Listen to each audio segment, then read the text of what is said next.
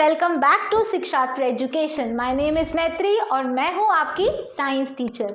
आज मैं लेकर आ गई हूं आप लोगों के लिए क्लास 6 का चैप्टर नंबर 5 का सेकेंड पार्ट, जिसमें हम बात करने वाले हैं गेट्स ऑफ एनिमल्स, है ना। इससे पहले वाले वीडियो में हमने क्या बात की थी? We were talking about body movements, है ना।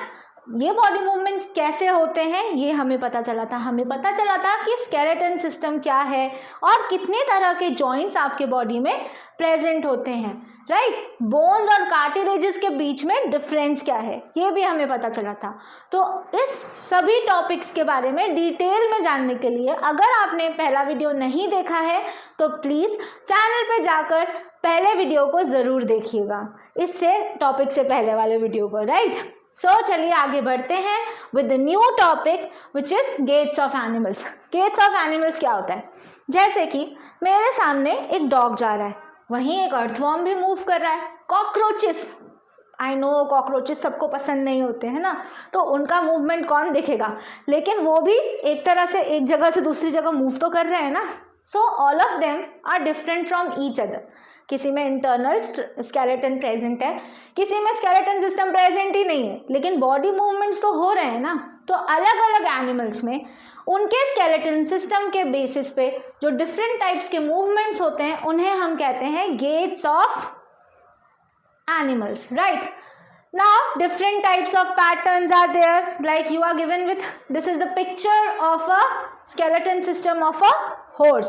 It has certain hole, like you can see they also have all the bones which we have discussed in human, है ना। skull है, vertebra है, they also have the femur, patella, fibula, tibia, है ना।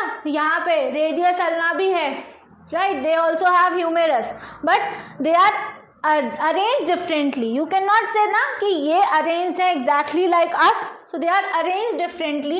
So this is called gaits of animals, right. So movement of animals on the basis of their skeleton system, है ना। different arrangement of their skeleton system is called gaits of movement, right. Let's talk about earthworm. So earthworm क्या होते हैं? इनमें internal skeleton present नहीं होता है। इनकी पूरी बॉडी में आप देख सकते हो रिंग्स होती हैं, है ना। इस डायग्राम में भी अगर आप जूम करके देखेंगे, है ना, तो you will find rings, number of rings are there, है ना। ये number of rings are attached with each other which are providing them the whole structure. So earthworm की जो स्किन होती है इसमें नंबर ऑफ रिंग्स प्रेजेंट हैं। इसके अलावा टाइनी ब्रिसल्स भी प्रेजेंट होते हैं। ये जो टाइनी ब्रिसल्स रहते हैं they are helping them with getting a good grip on the surface और on the ground in which they are moving, ठीक है। इनकी बॉडी में रिपीटेड कॉन्ट्रैक्शन और रिलैक्सेशन हो रहा है। इस रिपीटेड कॉन्ट्रैक्शन और रिलैक्सेशन की वजह से इनमें जो मूवमेंट होता है इसको हम क्या कहेंगे? They are moving ahead, right. Repeated contraction and relaxation helping them with the body movement, है ना। आपने देखा होगा कभी अर्थवर्म को मूव करते हुए, तो they are first collecting all of their body, then they are relaxing. So when they are collecting together they are contracting and then they are relaxing, and this contraction and relaxation help them to push their body forward with the help of the bristles they have in their body. The other animal which we are going to talk about is snail. Snail बहुत commonly देखी जा सकती है। इनमें flat muscular feet होता है और ये ल्यूब्रिकेट सरफेस की तरफ मूव करते रहते हैं।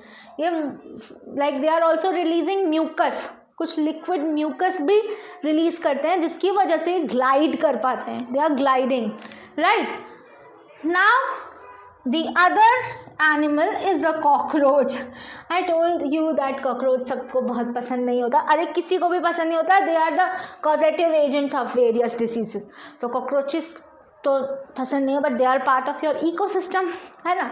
और आपको पता है कॉकरोचेस जो है जिस किंगडम को बिलोंग करते हैं उस किंगडम को हम कहते हैं किंगडम एनिमेलिया। और क्या आपको पता है कि हम भी उसी किंगडम में बिलोंग करते हैं? और कॉकरोचेस जो रहते हैं वो एक फाइलम को बिलोंग करते हैं जिसे हम कहते हैं आर्थ्रोपोडा। आर्थ्रोपोडा मतलब होता है जॉइंटेड फीट्स, यानी कि इनमें मूवमेंट के लिए क्या प्रेजेंट है? They have feets, they are moving, है ना। So they have 3 pairs of legs which are helping them for walking and the further 2 pairs of the wings होते हैं, ये अटैच्ड होते हैं उनके ब्रेस्ट से। तो ये मूव कैसे कर सकते हैं, ये वॉक भी करते हैं और ये फ्लाई भी करते हैं। They are moving as well as they are flying, okay. Now it has distinct muscles that are used for movements, okay. Now the muscles are attached to the legs and they are helping them in the walking, right? Now let's move ahead and talk about birds. So जो birds होते हैं इनके पास skeletal system present होता है, लेकिन इनकी जो bones होती हैं ना वो hollow होती हैं। हॉलो बोन्स की वजह से इनकी बॉडी जो रहती है वो लाइट वेट रहती है।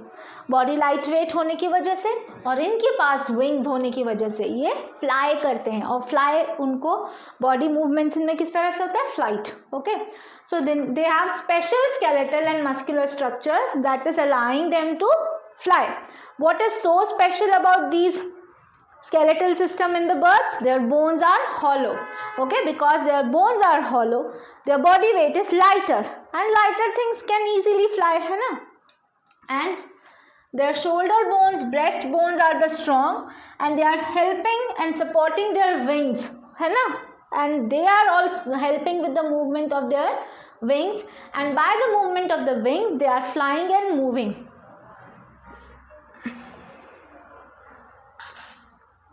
Now we have fish.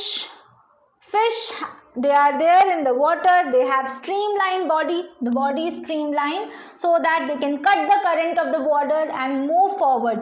Also they have appendages. They have fins, है ना. इनमें fins present होते हैं जो कि उनको direction change करने में, further navigation in the water body help करते हैं, right. देन स्नेक्स की बात करें हम, तो स्नेक्स जो रहते हैं उनके पास लेग्स नहीं प्रेजेंट है, लेकिन उनके पास बैक बोन है, लॉन्ग बैक बोन आप देख सकते हैं पिक्चर में, right. A long back bone is visible. So this backbone allows them for moving, okay. So what are they doing? They are curving their body again like in a loop, and they are pushing their body forward, curving, pushing, okay. And by this curving and pushing their body against the ground, they are moving throughout, okay. इस तरह से उनका body movement होता है. So ये था अलग अलग एनिमल्स में उनके स्केलेटल सिस्टम और मस्कुलर सिस्टम के बेसिस पे मूवमेंट. आई होप ये आपको समझ में आया होगा. इसी तरह के इंटरेस्टिंग वीडियोस के लिए बने रहिए शिक्षास्त्र एजुकेशन पे.